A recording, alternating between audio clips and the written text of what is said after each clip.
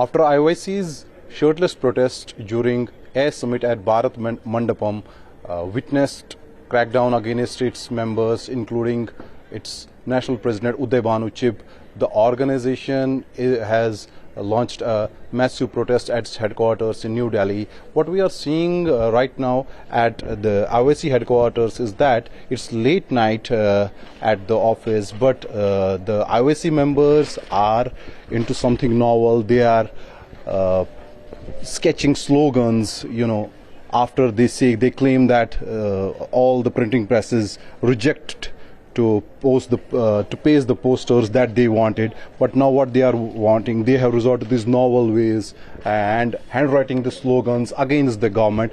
This after their president Uday Bhanu Chib and 8 of their members have been put behind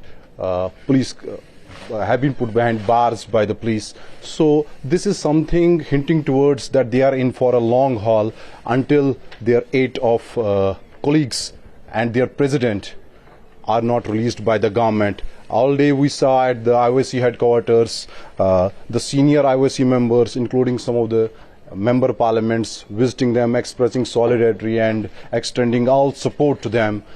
So it's late night already, but we are seeing all the colleagues of IOC, painting these slogans. हम ये इसलिए कर रहे हैं और हम इस स्थिति में इसलिए पहुंच चुके हैं कि अगर हम किसी भी जगह जब जा रहे हैं अपने बैनर को, पोस्टर को बनवाने के लिए, तो प्रिंटर वो डायरेक्ट मना कर दे रहे हैं हमें।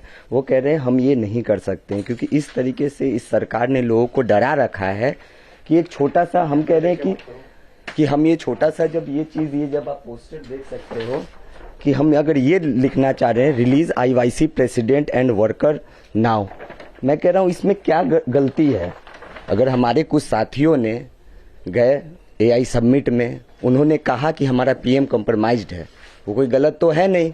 अब उन्हें आप हिरासत में ले रहे हो, उन पे CBI जांच बैठा दे रहे हो। इस देश में लोकतांत्रिक तरीके से अब प्रोटेस्ट करना ये भी गुनाह हो गया है। अगर उसके लिए अगर हम कुछ करना चाह रहे हैं, अगर हम अपना बैनर पोस्टर छपवाना चाह रहे हैं, तो वो भी लगभग मना कर दिया। आपका कहना है नहीं छप रहे हैं बैनर पोस्टर, आप छपवाना चाह रहे हैं? नहीं छप रहे हैं, और उसके पीछे रीजन ये है कि जिस टी शर्ट को पहनकर हमारे साथी गए थे वो प्रोटेस्ट करने, उस प्रिंटर वालों को ढूंढा जा रहा है। ऐसे ढूंढा जा रहा है जैसे कि वो टी शर्ट नहीं है, वो कोई बम और गोला बारूद है। तो लोग डरेंगे ही कि जिस तरीके से इस तानाशाही सरकार है, उससे लोग डर रहे हैं, और हमारे ये सारे कामों को लगभग रोक दिया गया है। तो अब हम लोग वही यूनिवर्सिटी और कॉलेज में जिस तरीके से हम प्रदर्शन करते थे, अब उस फॉर्मेट में हम वापस लौट के आ गए हैं। यही PM इज कॉम्प्रोमाइज्ड हम लिखवाना चाह रहे थे, एकदम क्लियर है, हम एकदम लाउड एंड क्लियर है, PM इज कॉम्प्रोमाइज्ड। क्यों कंप्रोमाइज्ड है, हम ये लिखवाना चाह रहे थे। कैसे ये ट्रेड डील जो है, US के साथ जो ट्रेड डील हुआ, उसमें हमारे किसानों को कैसे नुकसान हो रहा है, हमारे कैसे टेक्सटाइल इंडस्ट्री को नुकसान पहुंचेगा। IOC member is saying that the witch hunt has been launched against the printing presses. Wherever they went, tried to get the slogans published which they wanted, like PM is compromised and all. They said the printing press are not accepting their proposals, so that's why they have resorted this novel way. Right now we are also seeing some female IOC members. They are also handwriting these slogans. Let's talk. आप बताइए ये slogans कितने posters आपने लिखे सुबह से इस तरीके से? हमने समथिंग 50 पोस्टर से ज्यादा लिखे हुए हैं, और उन पोस्टरों को हमने यूज भी किया है। क्या स्लोगन्स है जो भी PM बताई जा रही थी? आपत्तिजनक, देखिए लोकतंत्र में तो कुछ भी नहीं है ना। हम जिस देश में रह रहे हैं वहाँ संविधान है। सबसे बड़ा पॉइंट तो ये है कि हमारे देश का संविधान हमें हक देता है प्रोटेस्ट करने को। अगर मोदी जी हमारे स्लोगन से डरते हैं, देश के प्रधानमंत्री हैं वो, और वो हमारे स्लोगन से डरते हैं, सांसद जो हैं उनको मारने के लिए बोलते हैं, महिला सांसद, उससे डरकर वो भाग जाते हैं सांसद भवन से, तो ये बहुत शर्म की बात है हमारे मोदी जी के लिए। तो हमने ऐसे स्लोगन बनाए हुए हैं जिससे पहले भी, आज़ादी से पहले हम लोग के जो भी महापुरुष थे वो स्लोगन लिखते थे और पर्चे बांटते थे। अंग्रेजों ने भी वही किया था उनके साथ। तो आज हमने वही चीज फील कर पा रहे हैं कि अंग्रेज हमारे साथ जो किए थे हमारे पूर्वजों के साथ, वो हम हमारे बच्चों के साथ भी करेंगे और हमारे साथ भी कर रहे हैं। 8 लोग हैं हमारे यूथ कांग्रेस के, हमारे अध्यक्ष जी हैं और भी 8 लोग हैं, और उनके परिवार को भी तंग किया जा रहा है, समन बेसमन जैसा आप बता रहे हैं भेजें।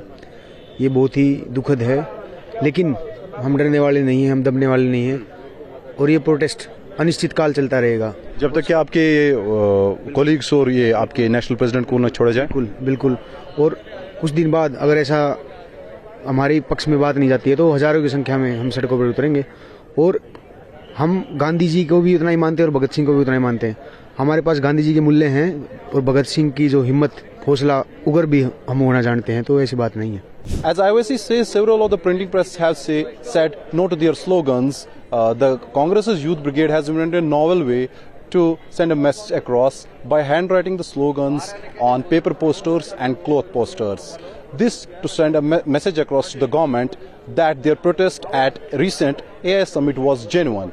Following the IOC's protest at Bharat Mandapam, 9 of their colleagues, including their national president Uday Banu Chib, has been taken under police custody, and now the Congress's Youth Brigade is protesting at its headquarters, where we saw for the past 2 days, including today, many of their senior leaders from the Congress and MPs arrived, extending their solid support to them. So with this novel way, what IOC is making its intention clear that they won't budge until the time their national president and their colleagues are not released from the police custody. With cameraman Lokesh, this is Ubi Naqshbandi for the Federal from Delhi.